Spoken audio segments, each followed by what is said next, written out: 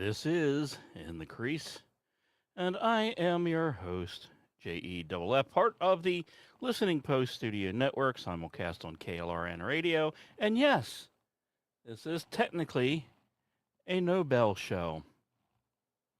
I know that usually means the annual Nobel Prize show, and I know because we have done 6 of those things already. Yes, 6. How have we done 6 already? I don't know. But here we are doing another show called Nobel. And you probably expect the usual parade of brilliant scientists, confused writers, Peace Prize arguments, and maybe an occasional talk about economics. But that is not what we're doing tonight.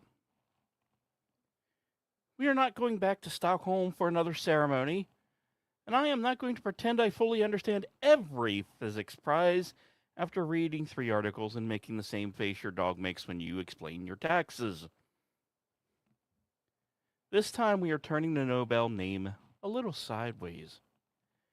No, we're not going to talk about Alfred Nobel, at least not directly, not the medals, not the banquet, not the polite applause from people who somehow make clapping sounds peer-reviewed. Tonight we are going to take a look at Emmanuel Nobel, Alfred's nephew, an oil hair, an industrial prince, and one of the forgotten names behind a family empire that rose out of Baku, thrived under the Russian Empire, got swallowed by revolution, and left a shadow long enough to reach Hitler, Soviet power, and the modern energy chessboard around the Caspian Sea. So yes, you can call this a Nobel episode, but it is not the Nobel Prize episode. This is one underneath that polished metal, the one that smells like oil, money, machinery, bad decisions, empire, and history doing what history does best, taking one's family fortune and turning it into everybody else's problem. Now, as we've already talked about, most people hear the word Nobel and immediately go to the metal and then have to get reminded later that dynamite was involved. And that's fair. That is what the name has become. The Nobel Prize is one of those rare things that still sound important before anyone can explain it. Physics, chemistry, medicine, literature, peace, and the not named Nobel Economics Award. If you want to start a fight in the comments section with people who have very strong opinion, of course, about central banks, here's where you do it. It is polished, it is ceremonial. It has all that European seriousness or even the applause. Sounds like it has at least 2 degrees. And if you've listened to ITC over the years, you know I have a soft spot for the Nobel Prize. I have done 6 annual shows on it, which means I am willingly spent a disturbingly amount of time trying to explain prize-winning science without making it sound like I lost a bet, because I kind of did lose that bet. But before Nobel became the prize, Nobel was a family name. And that family was not sitting around waiting for history to hand them any metal, be it gold, silver, or electrum. They were engineers and inventors, industrialists, businessmen, and depending on the decade, people standing a little too close to things that could explode. Now, of course, we all know the famous one, Alfred. Swedish chemist, inventor, businessman, the man most closely associated with dynamite, the man whose will created the prizes that now carry his name. He is one of those historical figures who gets flattened into a sentence. Invented dynamite, felt some kind of way about his legacy, created a Nobel Prize. Now, the sentence there is not exactly wrong, but it is a little underhanded, shorthanded, little too small for what it actually is. Alfred did live in the world of the 19th century. In the 19th century, it was not a quiet little museum exhibit where everyone politely invented things and then went home. It had a lot of industry with its sleeves rolled up. It was railroads, mines, chemicals, artillery, factories, empires, patents, laboratories, banks, and of course, the all big evil one of them all, governments all figuring out that science was not just knowledge anymore. Science had become power. And that is the world the Nobel family belonged to. And Alfred was not alone in it. The Nobel family story stretches through Sweden and Russia through engineering shops and military contracts. Occasionally, in the literal sense, because apparently the family business plan was let's monetize danger and see how the paperwork goes. Now, Alfred's father, Emmanuel, with an I, or Immanuel, however you want to pronounce it, was an inventor and engineer. He worked on mines, machines, and military technology. He moved the family into the Russian orbit, and this will matter because Russia is where the Nobel name became something much bigger than one man and one invention. Russia is where the family begins to build not just devices, but systems, factories, supply chains, industrial relationships, a place inside the machinery of empire. And this is important because the Nobel Prize can make the name feel abstract. Nobel has become a symbol, a stamp of approval, a thing you hear once a year, twice a year on this show, when the committee announces who gets to be immortal and who gets to be politely disappointed. But the actual Nobel family story is not abstract at all. It is physical: iron, oil, and smoke. Men trying to solve practical problems for governments, armies, and more. Sometimes it would arrive as a tanker full of oil moving across the Caspian Sea. I think this brings us to the part of the Nobel story most people probably know next to nothing about. If you do, bravo, you're ahead of me. Alfred had two brothers, Robert and Ludwig Nobel, and they became central to a very different kind of Nobel legacy: oil. Robert Nobel was the first one who saw the opportunity in Baku. He had gone into the Caucasus for a, well, let's just call it a business reason. But what he found there was not a side investment. It was petroleum. It was black, messy, very valuable, and sitting in one of the most important oil regions on Earth. He recognized that Baku was not just a place with oil wells, it was a place where a fortune could be built. Ludwig Nobel then helped turn that opportunity into an industrial machine. Now, we have to understand the shape that's taking place here. Because when we talk about oil today, our minds typically jump to like Texas or Saudi Arabia, pipelines, gas prices, OPEC, BP, Exxon, Russia, Middle East, and somebody on the internet explaining energy policy with the confidence of a man who has read maybe two or three headlines and owns a truck that he's never taken off the road. But in the late 19th century, Baku mattered enormously. It was not a footnote. It was one of those places where the modern oil age learned how big it could become. The oil did not just sit there waiting to be admired, it had to be extracted, refined, stored, shipped, sold, and most importantly of all, protected. And this meant infrastructure. That meant engineering. It definitely meant capital, and also came with it risk.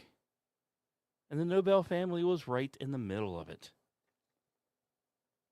The company became known as Nobel, the Noble Brothers Petroleum Production Company. Now, of course, that name does not sound as clean as the ever inspiring Nobel Prize, but in some way it tells you more about the world that created the prize. Branable was not about honoring human achievement after the fact, it was about building the machinery of achievement, profit, and empire, and maybe a little bit of consequence, while history was still unfolding. And this is where Emmanuel Nobel enters the picture, though not yet as the man in charge. Emmanuel was Alfred's nephew, the son of Ludwig Nobel. He was born into a family where invention was not just a hobby, it was the business. So he grew up with it. He also grew up with having his family name actually carrying some weight. His uncle was famous. Ludwig was building power in Russia. Robert had helped open the door to Baku. They were not just clever people with good ideas. They were, for lack of a better term, a dynasty of industry.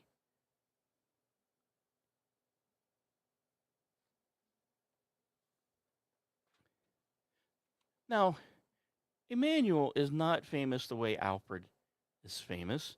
Most have probably never even heard of Emmanuel. He does not live in public memory as the face of gathering and celebration. He does not get reduced to convenient school book sentence. He's kind of that figure history loves to leave way in the margins, even though the margins are sometimes, where the real deets are hiding. And that is what makes him useful to us. Not because he replaces Alfred as the grandfather in the Nobel story, but because he complicates it.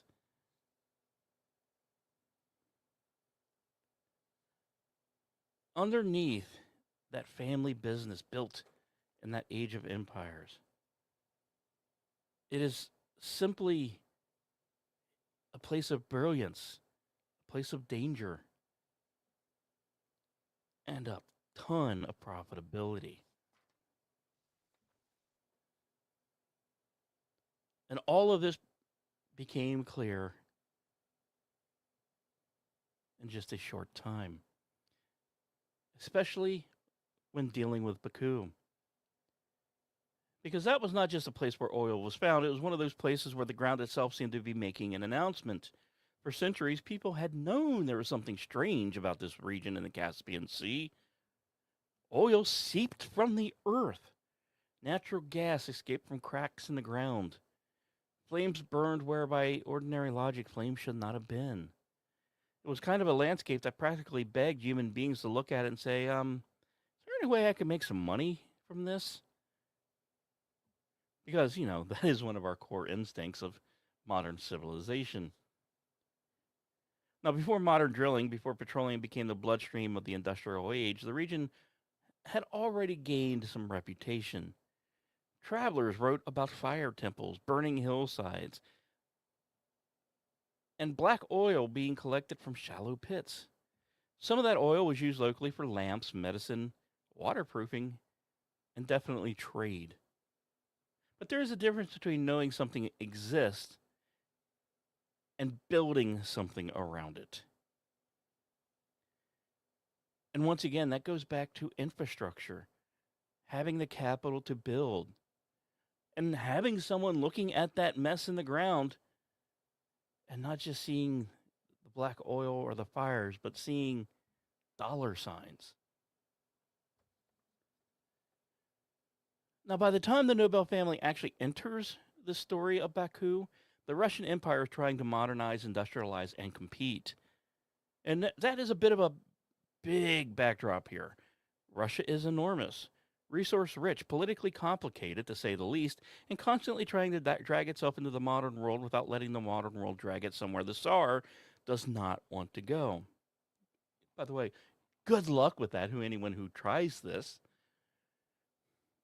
History is full of governments trying to import factories while keeping out consequence, and it almost never ends with everyone calmly reading the employee handbooks. Baku sat inside a world as a prize of its own waiting to be organized. Everyone knew the oil was there, the demand was growing. Kerosene was becoming a major product because people needed light, industry needed fuel, cities needed energy. We had armies, factories, railroads, steamships, changing how nations were thinking about power. Oil is not yet the full geopolitical monster it will become in the 20th and 21st century, but the shape of that monster is already visible. You do not need to know the future to understand that a reliable source of petroleum is going to be important. And Robert Nobel saw that. Once again, Robert was not originally sent to Baku to become an oil titan. He was there on business connected to the family's industrial work, looking for materials and also for opportunities. But he saw what was happening around Baku and understand that oil was not just a local curiosity. It was an untapped market. It was a system waiting to be built. And I think that is the important phrase here, system. Because having oil is not enough. You can have oil in the ground and still be dirt poor. You can have oil bubbling up in disgusting little pools and still not have an industry. To make oil matter on the scale Baku would matter, you need wells, you need refining, and you definitely need storage. You'll need barrels or tanks, you'll need some sort of transport, probably ships, probably railroad. You'll definitely need workers, handful of engineers, chemists, someone to manage all of it, accountants to understand where the money is going, guards, because it will be raided, investors, and the worst kind of help you could possibly ask for, but need lawyers. You need all of the boring pieces of empire that never look good in a painting. But let's face it, actually decide who gets to win. Now, Robert held the door open, but it was Ludwig Nobel who walked through and started building the machinery. Now, Ludwig is important because he is not just a guy who bought into oil and waited for money to roll downhill into a Swedish looking hat.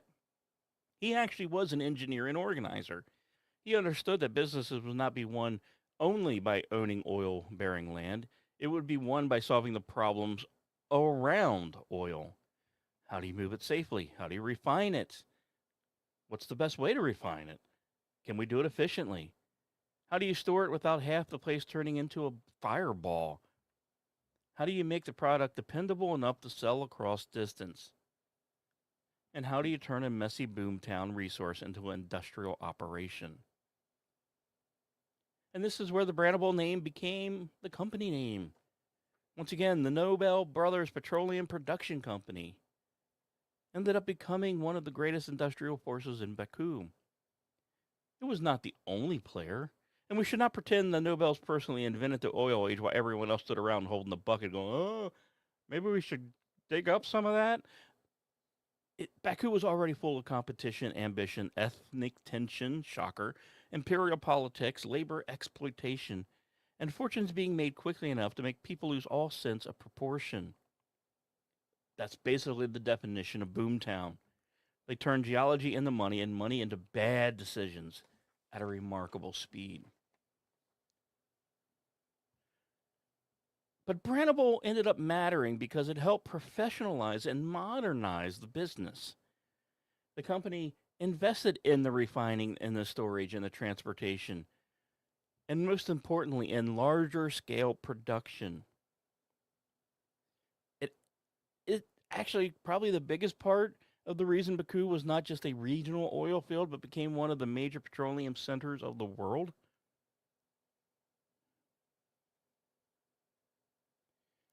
Now, the Nobels had to deal with the same basic problem every energy empire has to deal with. It is not enough to own the resource. You have to sell it. You have to move it.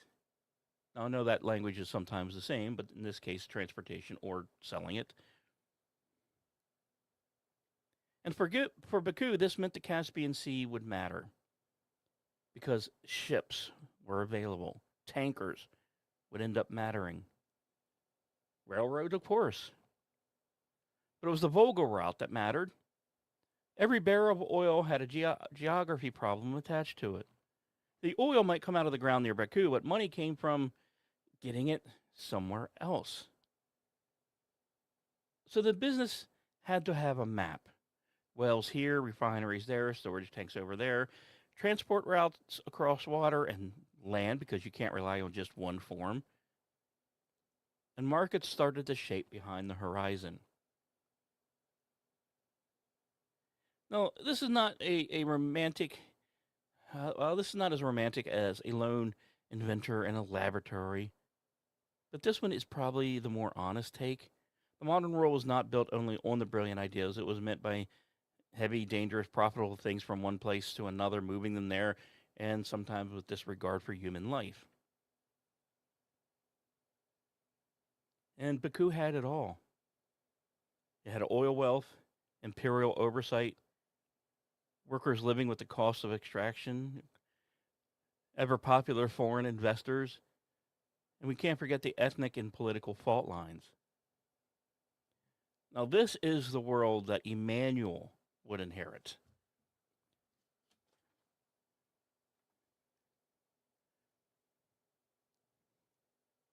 Brandable had become a machine.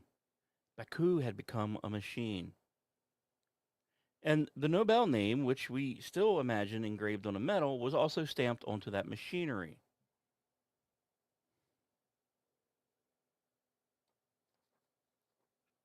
By the time Ludwig Nobel dies and Emmanuel steps forward, the shape of the story has changed.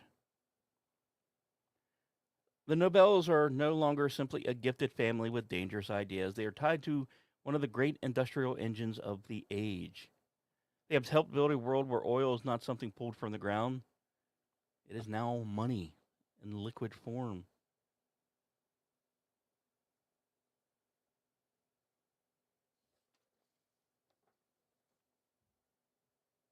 Now, when Ludwig did die in 1888, Emmanuel was still young.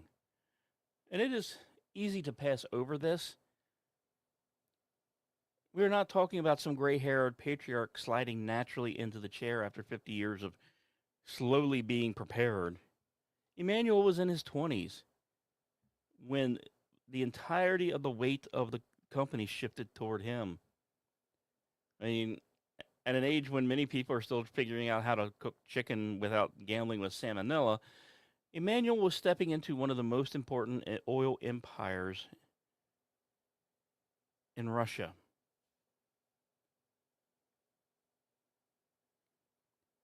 Now, the easy version would be to treat Emmanuel as a rich heir who simply sat on top of something his father and uncle built.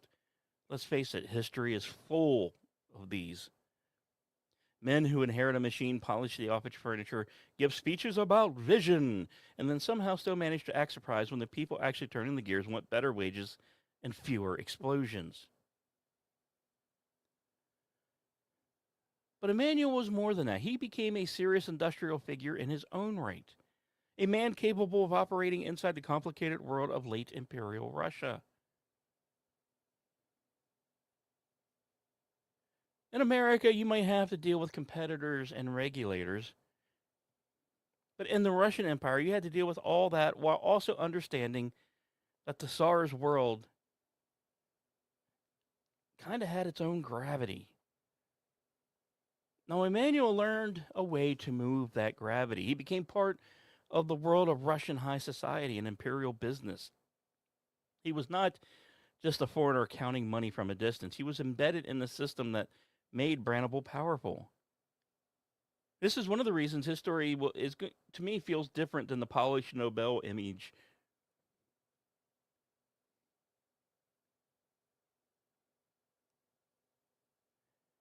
Emmanuel lived at a time when the transformation was accelerating.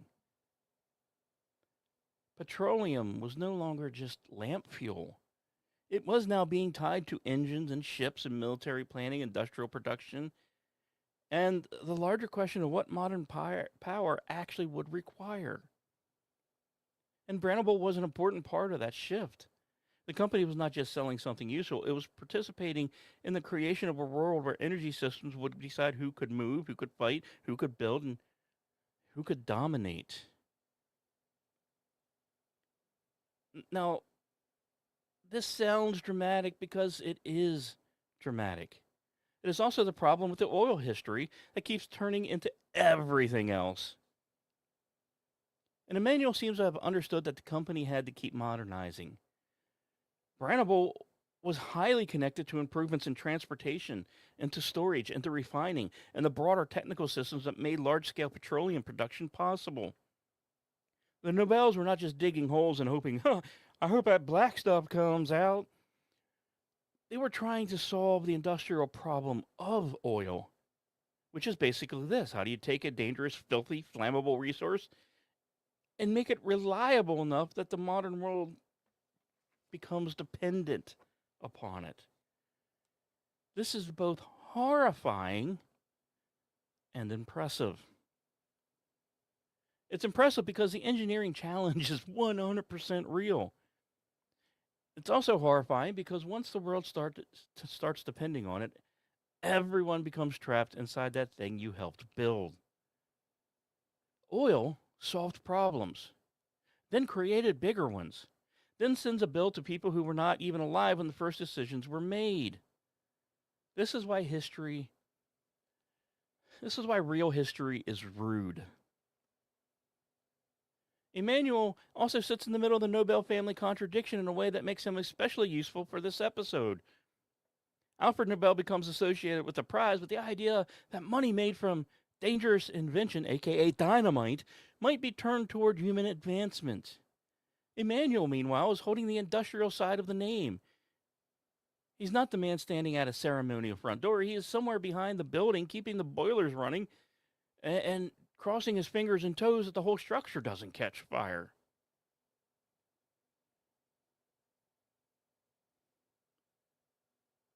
And when Alfred Nobel did eventually pass in 1896, he did not simply glide into existence like a perfectly behaved legal angel. The creation of the Nobel Prizes were complicated as well. There were disputes, questions, resistance, and the very normal human reaction of relatives discovering that a massive fortune was not going to land where they had hoped it would. I mean, let's face it, money has a way of making principles suddenly very, very flexible. Now, it should be noted, Emmanuel supported Alfred's wishes. This in no way makes Emmanuel a saint, and we don't need to turn him into one either. This is not the part where we put soft lighting around him and pretend the oil empire was just some bit of quirky hobby. But it does mean he did help preserve the version of the Nobel name that the world remembers. The oil hair helped protect the dynamite prize legacy. I mean, it's honestly what it is if you're going to put me up to a firing wall and ask me about it. Emmanuel was kind of a bridge between two truths. The Nobel Prize did not come from some untouched moral high ground. It came from family world of explosives industry, money, petroleum, and imperial connections. But it also came from the genuine belief in science, literature, medicine, peace, and the idea that human achievement should be recognized. Both of these things are true. And it's kind of fun to talk about this story because of that. But Emmanuel belongs to the oil story. Yes, he helped preserve the prize story. Yes, he inherited a machine built in Baku, but his name is also tied to the survival of Alfred's will.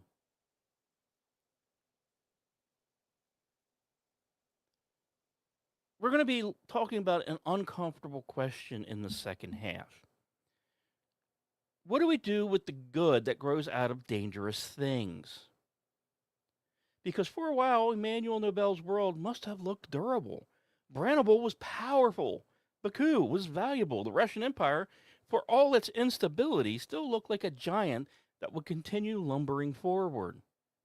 The Nobels had money, status, infrastructure, and a name that carried force in more than just one country.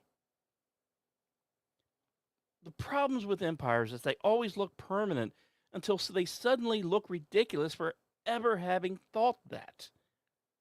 The same Russia that gave the Nobel family its industrial opportunity was also carrying the pressures that would one day tear it open. Inequality, war, labor unrest, revolutionary politics, national tensions, corruption, repression. All the usual ingredients in history's worst casserole. And Baku, with all its oil and wealth and workers and competing interests, they were not separate from that pressure. It was one of the places where, unfortunately, the pressure was connected. So when we pause here before the second half of the story, Emmanuel Nobel is still standing inside that machine. The oil empire is still real. The Nobel name still has 1 foot in industry and 1 foot moving toward immortality through the Nobel Prize. Baku is still producing. The future still looks like it can be managed by men with enough capital, enough engineering, and enough confidence. But history at this point has already started sharpening the knife.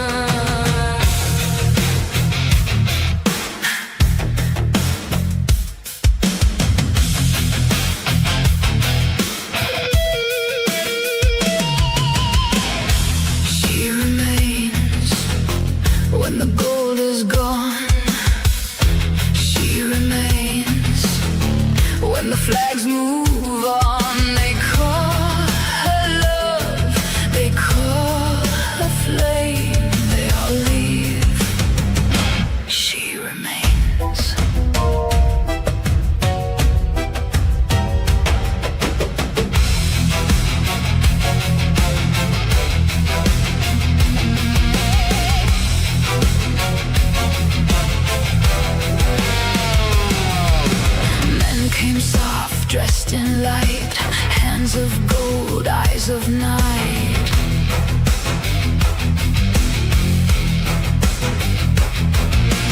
They spoke low by her bed, blessed her name, took instead.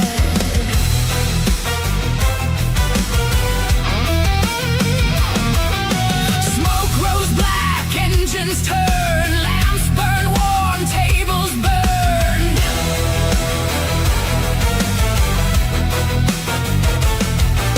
Good men knelt, bad men smiled, both reached down for the bride.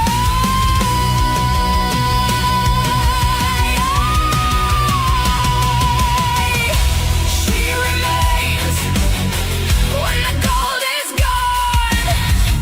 She remains when the flags move on. They call her love, they call her flame. They all leave, she remains.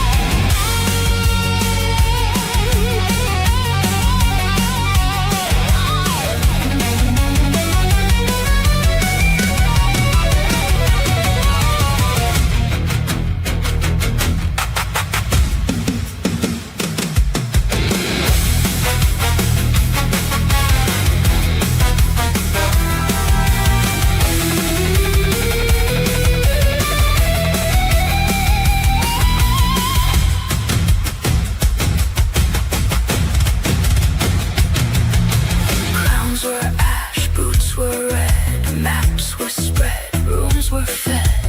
Names all changed, claims stayed same. Each new hand spoke her name.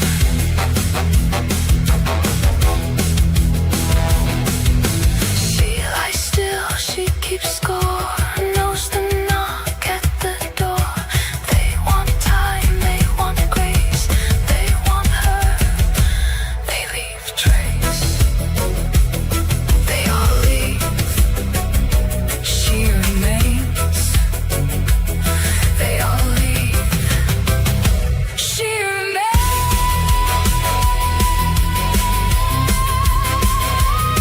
She remains. She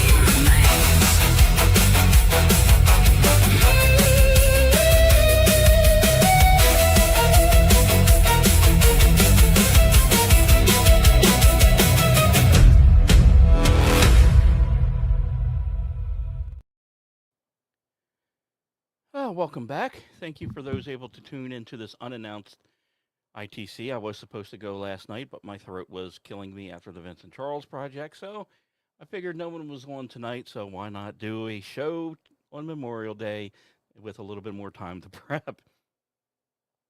So thank you, especially Aggie and Al, who is in the chat right now. Appreciate them. Now, when we left Emmanuel Nobel, he was standing inside one of the great industrial machines of the Russian Empire. The oil was flowing, the company was powerful, and Nobel name had one foot in the world of industry and one, well, if I'm going to say it, one in immortality. For a while, this world must have looked durable. And once again, this is one of history's favorite tricks. It convinces people that the world they understand is the world that will last. I mean, take a look. The offices are full. Let's increase. Not like there's going to be a COVID-19 incident and half our office space will be decimated. The ledgers were balanced until government stepped in. The ships move. The contracts are signed. The men with titles still have their titles. The men with money still have money. The men who own things assume ownership is a natural law, sort of like gravity, winter, and your printer jamming only when you have 5 minutes to get ready for your show. That one might have been a little too personal. But ownership is not natural law. Ownership is a political agreement. And political agreements are only as strong as the world around them. And that is the problem Emmanuel was about to face. Brandenburg was powerful, but it was a powerful unit construct inside a very particular world, the Russian Empire. It depended on imperial law, imperial order, imperial markets, imperial protection, imperial railways, imperial bureaucracy, and the very large assumption that the state itself would continue to exist in a recognizable form. As long as that world held together, the empire could keep running. Well, good news, everybody.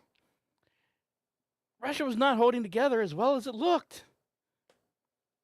The Russian Empire was enormous, resource rich, and terrifying from a distance. But underneath the size and ceremony was a system carrying too much pressure. It had a modernizing economy tied to an old political structure. It now had factories, railroads, oil fields, banks, industrial cities. But it also had autocracy, censorship, repression, poverty, corruption, and a ruling class that kept trying to borrow the tools of the modern world without, paying the bill. And remember, kids, the bill always comes. Baku was part of that pressure. It was not just a city with oil, it was the boomtown, an industrial zone, a working city, a place of ethnic tension. Yes, I've said that 5 times so far because it still is. For the most part, labor was anger. Foreign capital was involved, imperial ambition, and social inequality. Now, it should be noted, his companies were decently ran. There was not as much tension inside of Brandenburg, thanks to Emmanuel's good decisions, but that doesn't mean everything on the outside of the building was the same.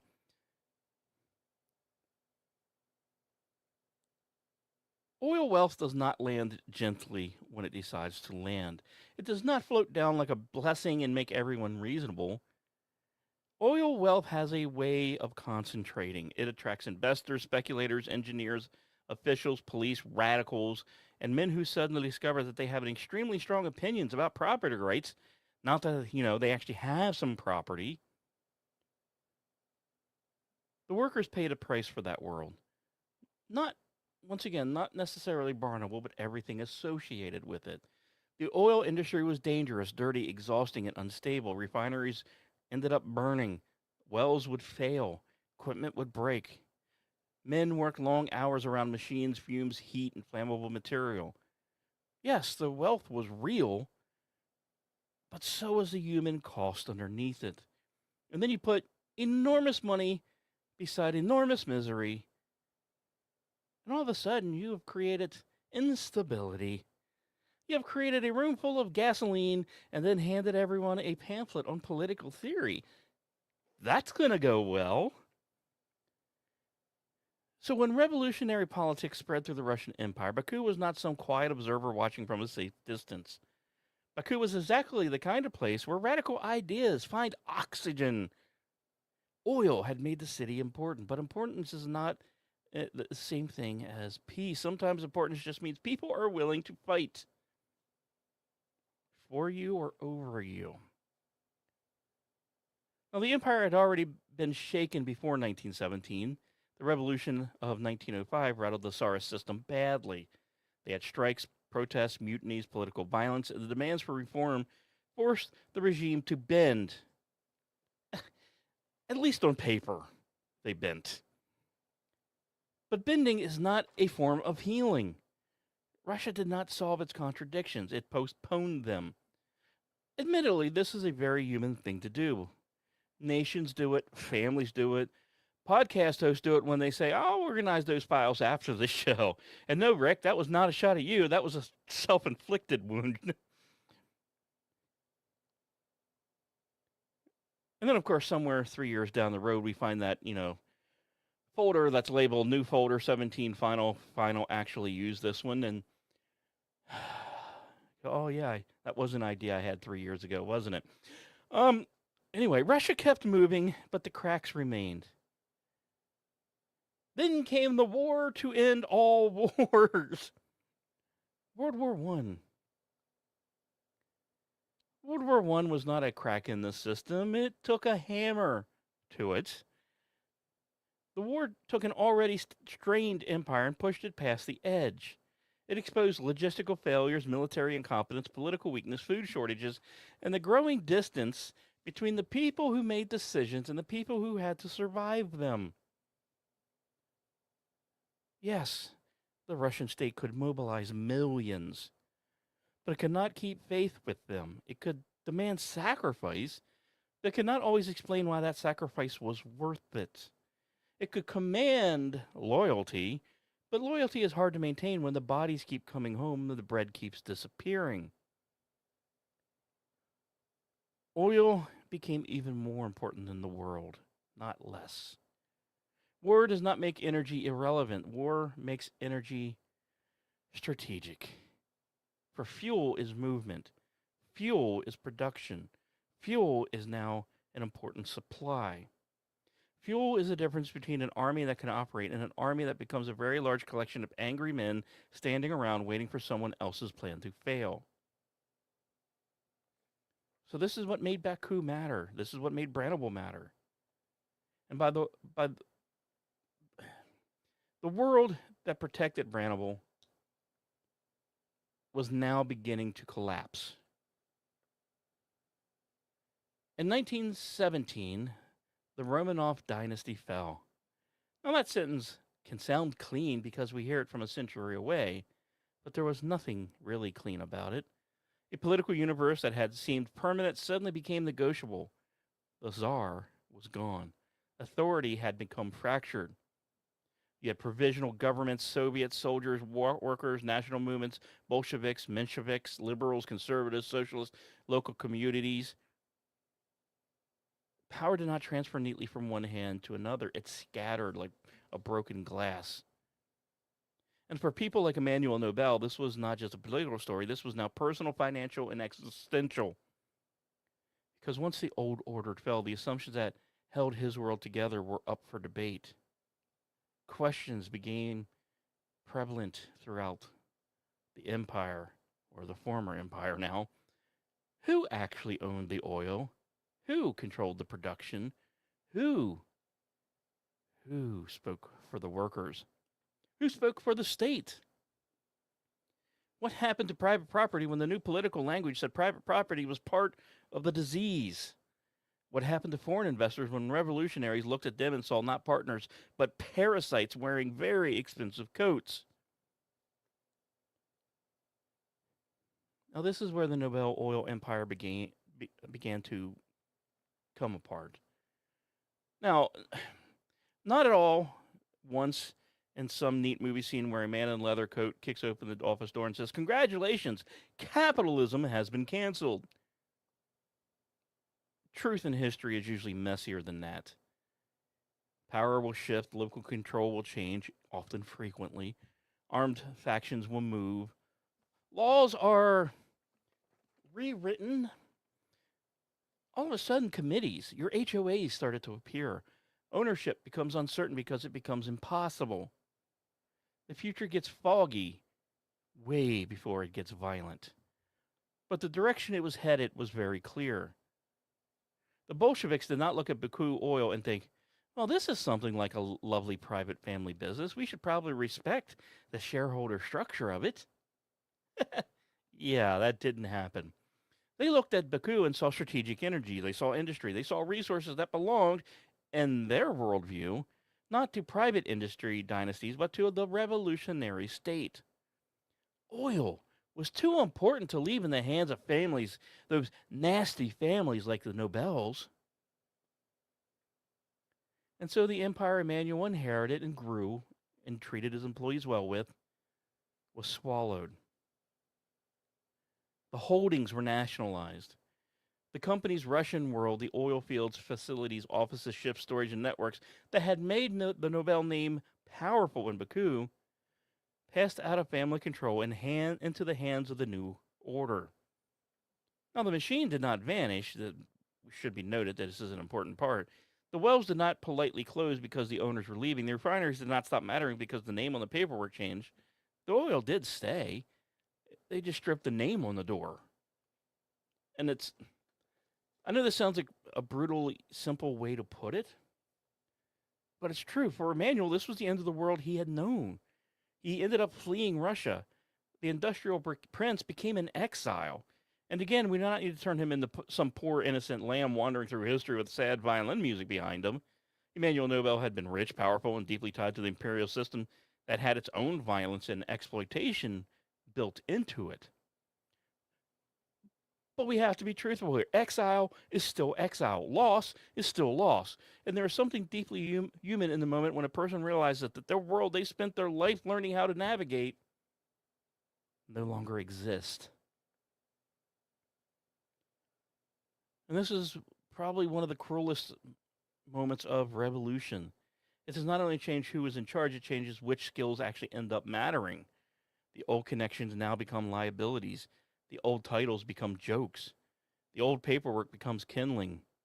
The man who knew how to speak to ministers, bankers, engineers, and aristocrats suddenly finds himself in a world where these networks may not save him and may actually mark him for removal.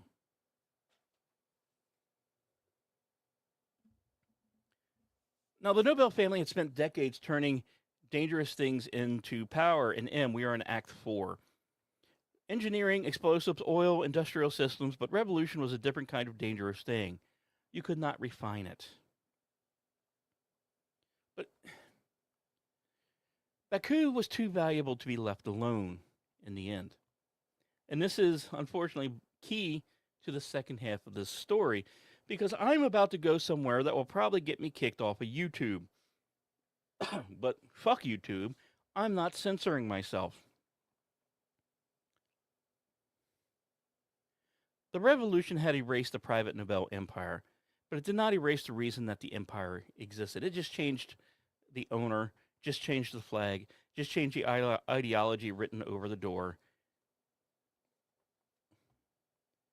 Before this revolution, Baku Oil belonged to a world of private capital, imperial ambition, and family and industrial dynasties. After the revolution, it began a property state that understood oil not just as business, but more importantly as power. Not just any power, Soviet power, military power, industrial power. The kind of power that makes other nations start drawing arrows on maps. The wonderful, beautiful machine that the Nobels, Robert Ludwig and Emmanuel, helped build was taken away by the revolution. Okay, here we go. Wish me luck. Let's see how long the show stays up. By the time Adolf Hitler came to power in Germany, Emmanuel Nobel's world was already gone. The old Russian Empire was gone. The Tsars were gone. Brandenburg, as a Nobel family oil empire, was gone. Emmanuel himself had fled the revolution and lived the rest of his life in exile, far from the Baku system his family had helped build. But Baku was still there.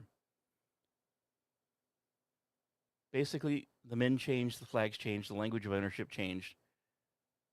If anything, the 20th century made Baku more important, because the 20th century was a century that turned oil from a commodity into a strategic obsession. Oil was no longer just light in a lamp. It was tanks, trucks, aircraft, ships, mechanized war. And if you are building an empire that plans to drive across Europe, conquer territory, and fight industrial scale war against multiple enemies, oil is not just a side issue. It is not something you leave to the interns. Oil becomes the thing under the thing, the quiet dependency, the invisible leash around the neck of every tank division and air fleet. Now, you see, Nazi Germany had a problem with this. Germany was a powerful, industrial, dangerous, and capable of producing weapons at terrifying scale, but it did not have the kind of domestic oil supply that made its ambitions easy. It had to rely on imports, synthetic fuels, captured resources, deals, coercion, and military conquest. It's kind of a complicated way of saying Hitler wanted a war machine bigger than his fuel tank. Which, well, to be fair, is a very Hitler problem. Now, grand vision, terrible math, catastrophic consequences, and a strong belief that the reality would eventually surrender if he yelled at it and hard enough in the room full of maps. Nine! Nick ain't only see! I'm half expecting my son to come from the other room going, ask, what the hell are you doing, Dad? But reality is often stubborn. Engines need the fuel. Armies need supply lines. Air forces need aviation grade gasoline. Tanks are only terrifying as long as they can move. Without fuel, a tank is not a spearhead, it is an extremely expensive lawn ornament with some very fascist branding. So when Germany invaded the Soviet Union in 1941, oil was always part of the larger strategic picture, one that we don't often hear when we hear about the stories of World War II. The war in the East was ideological, racial, territorial, and genocidal, but it was also material. Yes, Hitler wanted land, food, labor, but he also wanted the resources. He wanted to destroy Bolshevism. He wanted Lebensraum. Sorry, speaking the wrong language there for a moment. He wanted the Soviet Union broken open and consumed. And inside that vast nightmare was a very particular obsession: the fuel. And this brings us back to basically the Caspian Sea and Baku and Caucasus. In 1942, Germany launched a southern offensive. The goal was not simply to move lines on a map for the sake of moving lines on a map. The goal was 100% oil. The German command wanted the oil fields of Maykop, Grozny, and ultimately Baku. But it was Baku that was the grand prize. It was, well, it was the wizard at the end of the yellow brick road. The cities whose oil had mattered under the Russian Empire now and mattered under the Soviets now mattered to Hitler because the Nazi war machine was starving for what Baku represented.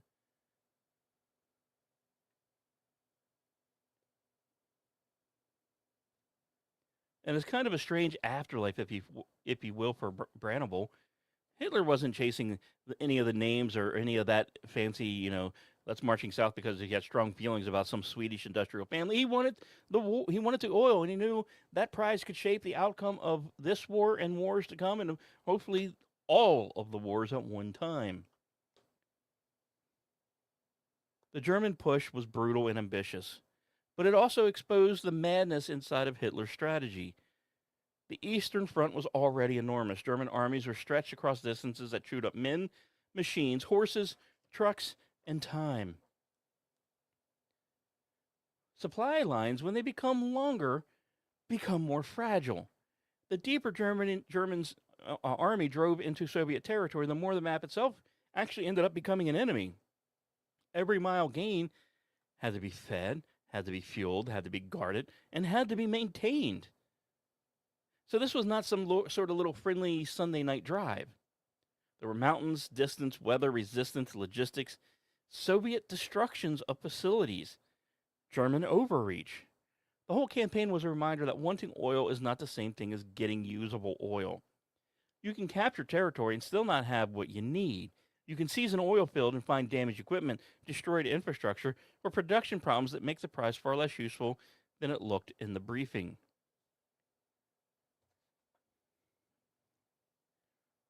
And I think this is part of the quiet irony when it comes to resource wars.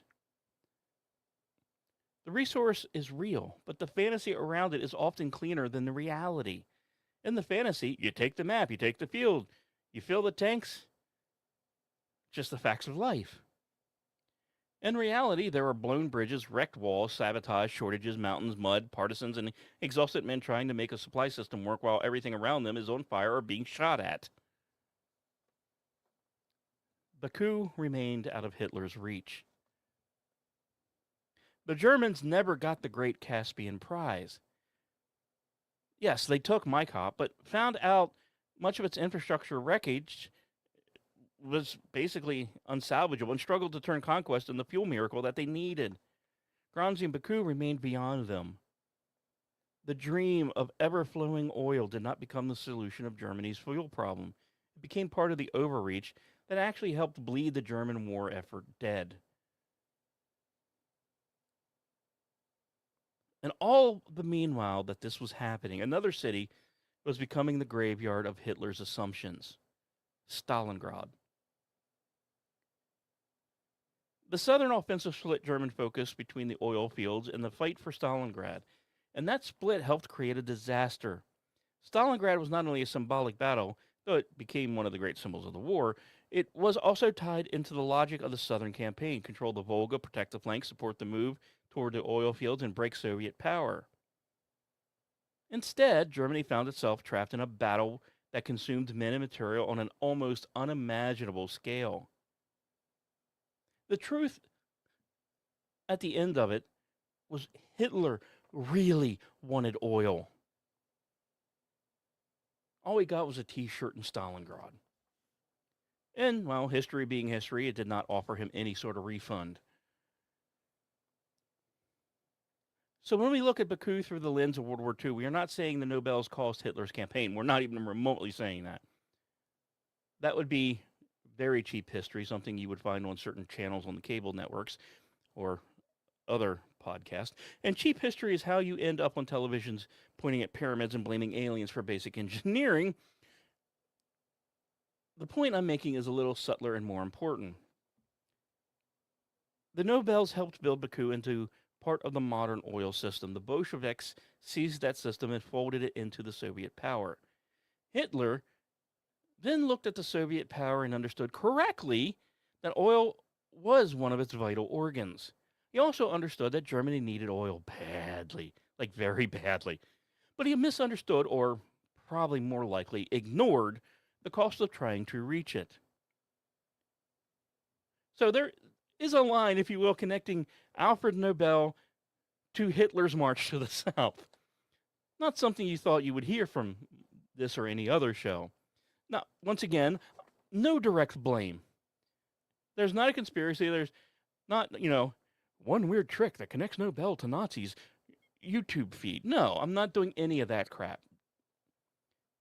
History is better than that. History does give us structures. It gives us systems built by one generation, seized by another, coveted by a third, and fought over by people who may barely remember the names of the original builders. So by the time Hitler did look toward Baku, Emmanuel Nobel was no longer the oil prince. Brandenburg was no longer the private empire. Soviet state owned the machine, but the ghost did remain. And the simple fact, shocking, Hitler failed to take it. The Soviets ended up keeping it. And after the war, Baku remained part of the energy story of a superpower.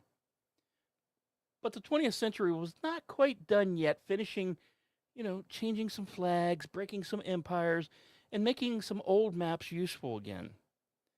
The Soviet Union would one day look just as permanent as the Russian Empire had looked before it, too. And it, too, would discover that permanence is one of history's favorite laugh lines.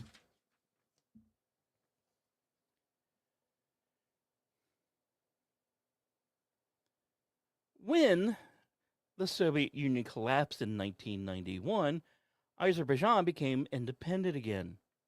Now, that sounds clean from a safe distance, almost like changing the sign on a government building. But in reality, independence after empire is, once again, never simple. Borders matters, ethnic conflict matters, money matters.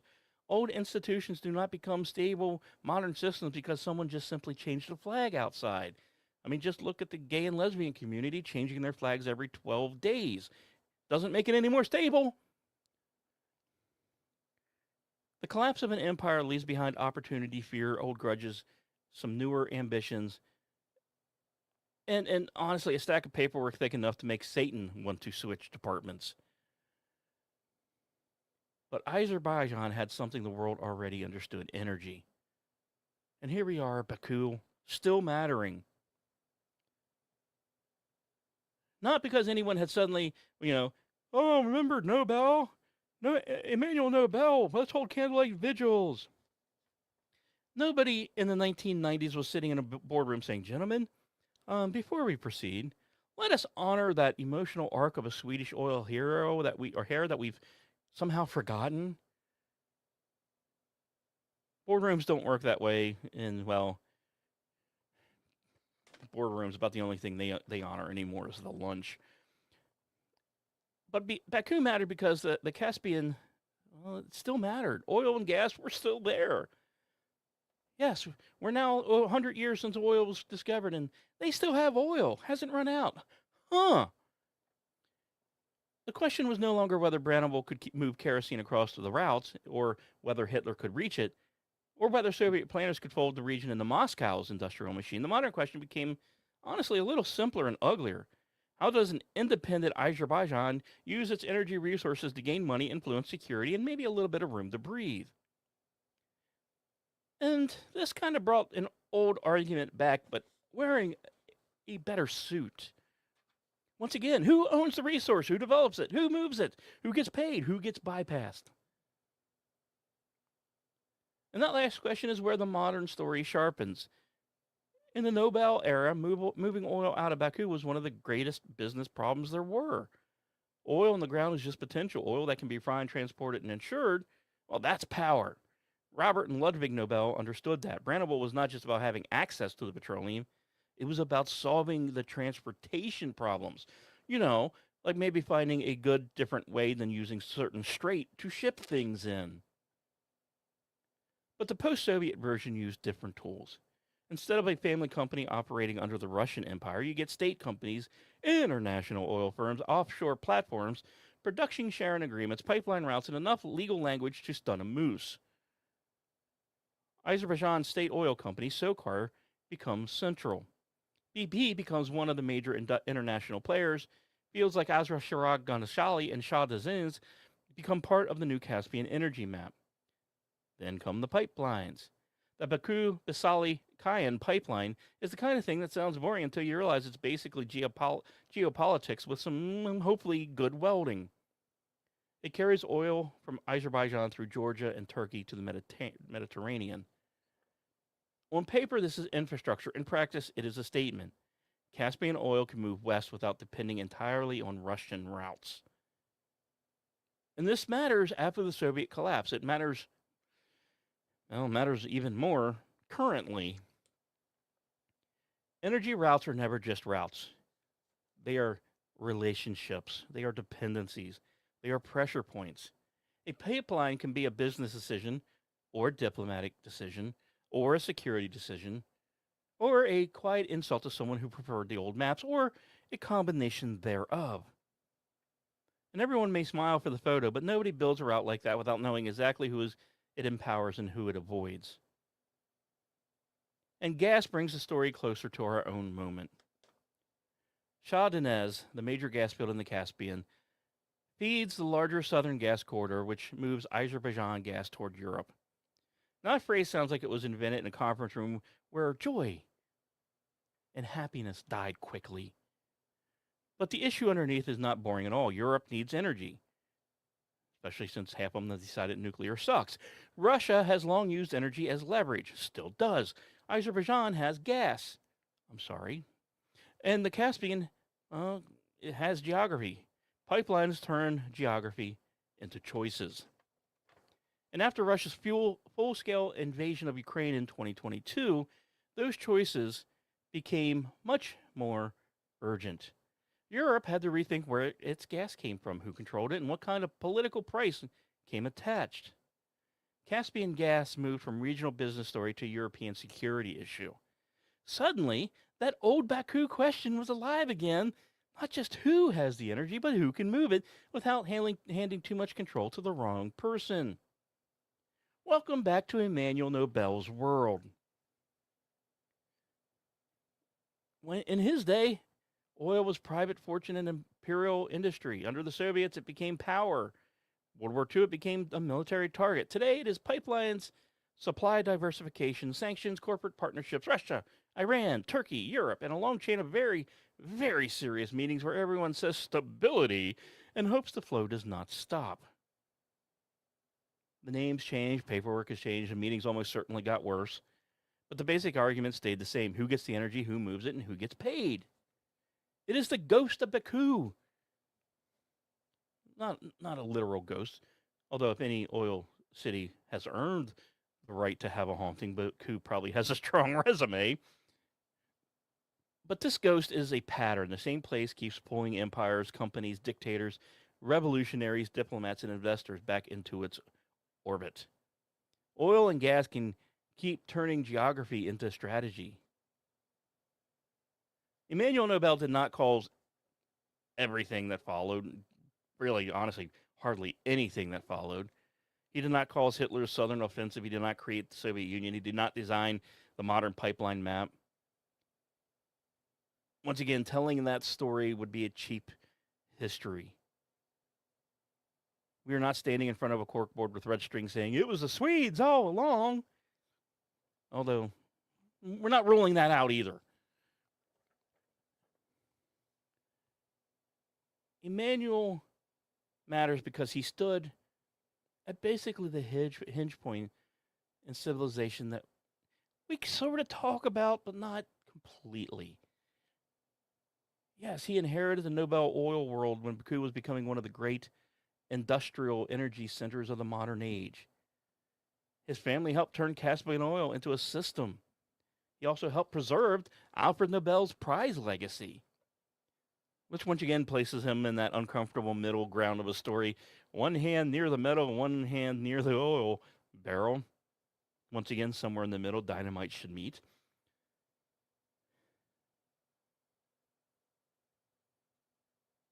The Nobel Prize is real. The name matters. It honors real achievements, except for economic. That's a load of bullcrap, and half the peace prizes suck too. But the name Nobel also has a shadow, and that shadow runs through Baku.